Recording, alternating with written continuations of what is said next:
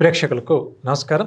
సంఖ్యాశాస్త్ర రీత్యా ఏప్రిల్ నెలలో జన్మించిన వ్యక్తుల యొక్క బలాలేంటి, బలహీనతలేంటి, ముఖ్యంగా ఎటువంటి బలహీనతను వీరు జీవితంలో అధిగమిస్తే మంచి స్థాయికి చేరుకుంటారు, అసలు వీరి జీవితంలో మెరుగైన స్థాయికి చేరుకోవడానికి ప్రధానమైనటువంటి అంశాలేమిటి అన్న అంశం గురించి వివరిస్తే ప్రయత్నం చేస్తాను. ప్రధానంగా ఈ ఏప్రిల్ నెలలో అంటే ఏ సంవత్సరమైనా కూడా కావచ్చండి, ఏప్రిల్ మంత్లో జన్మించిన వారు ముఖ్యంగా స్వతంత్ర భావాలు, స్వంత ఆలోచనలు కలిగిన వ్యక్తులుగా ఒక్క మాటలో వీరి గురించి చెప్పవచ్చు. అదేవిధంగా ఏదైనా ఒక పని చేయాలి, ఒక నిర్ణయం తీసుకోవాలని చెప్పనుకుంటే స్వంతంగా ఆలోచించి స్వంతంగా నిర్ణయాలు తీసుకుంటారు. ఇతర వ్యక్తుల యొక్క మాటల లేక చేతల ప్రభావానికి ఏమాత్రం కూడా లొంగే ప్రయత్నం వీరు ఎక్కువగా చెయ్యరు అని చెప్పవచ్చు. అదేవిధంగా వీరికి నచ్చితే చేస్తారు, నచ్చకపోతే ఏ పని కూడా చెయ్యరు. ఎంత బలవంతం పెట్టినా కూడా ఆ పని చేసేందుకు ఏమాత్రం కూడా అంగీకరించరు. ఇతర వ్యక్తులను అనుకరించే ప్రయత్నం కానీ, అనుసరించే ప్రయత్నం కానీ ఎప్పుడూ కూడా చేయరు. ఇతర వ్యక్తుల యొక్క జోక్యాన్ని కూడా వీరు అంగీకరించరు. అంటే కొన్ని సందర్భాల్లో ఉదాహరణకు ఒక ఇంట్లో మన ఏప్రిల్లో జన్మించిన వారు ఒక విద్యార్థి ఉన్నారని చెప్పనుకుందాం.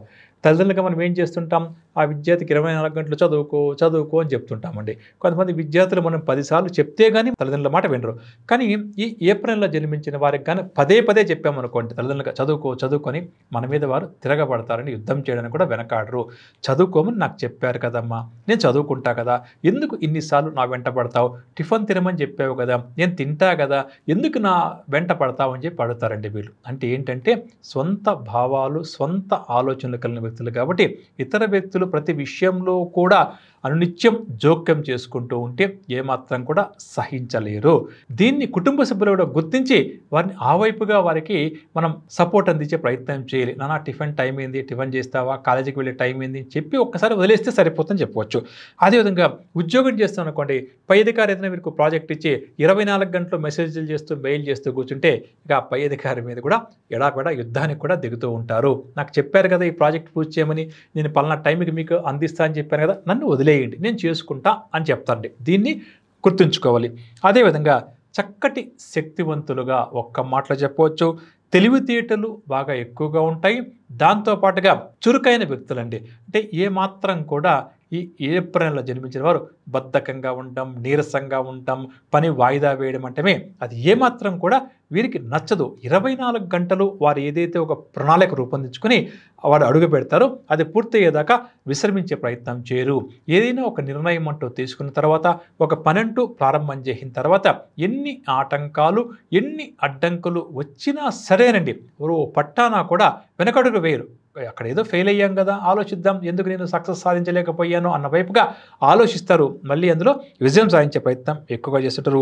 వీరికి ఇందాక చెప్పుకున్నాం కదా, తెలివితేటలు బాగా ఉంది, చురుకైన వ్యక్తులు, బద్ధకం అవి లేవనుకున్నాం. దాంతోపాటుగా మానసిక ధైర్యం కూడా వీరికి చాలా ఎక్కువగా ఉంటుందండి. అంటే కొంతమంది చూడడానికి గంభీరంగా బాగుంటారు, లోపల మానసిక ధైర్యం తక్కువగా ఉంటుంది. చిన్న చిన్న విషయాలు కూడా భయపడిపోతూ ఉంటారు, ఆందోళన చెందుతుంటారు. ఈ ఏప్రిల్లో జన్మించిన వ్యక్తులకి మానసిక ధైర్యం కూడా ఎక్కువగా ఉంటుంది. అదేవిధంగా ఏ పని ఎప్పుడు చేయాలి, ఎలా చేయాలన్న విషయం వీరికి తెలిసినంతగా మిగిలిన వారికి పెద్దగా తెలియదు అని కూడా ఒక్క మాటలో చెప్పవచ్చు.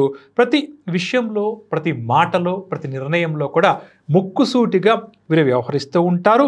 మాట్లాడేది ఎదుటి వ్యక్తికి ఇబ్బంది కలిగిన నిజమే మాట్లాడాలి అన్న వైపుగా నిజాన్ని చెప్తూ ఉంటారు. దీనివల్ల ఏమైపోతుంది, వీరు ఎదుటి వ్యక్తికి ఏ విషయం చెప్పాలో చెప్పకూడదు అన్న విషయానికి వచ్చినప్పుడు, ఏదైనా ఎదుటి వ్యక్తికి కష్టమో ఇబ్బంది కలిగించే విషయం ఉంటే మనం ఏం చేస్తాం, కొంత సున్నితంగా చెప్పే ప్రయత్నం చేస్తాం, తప్పించుకుంటాం.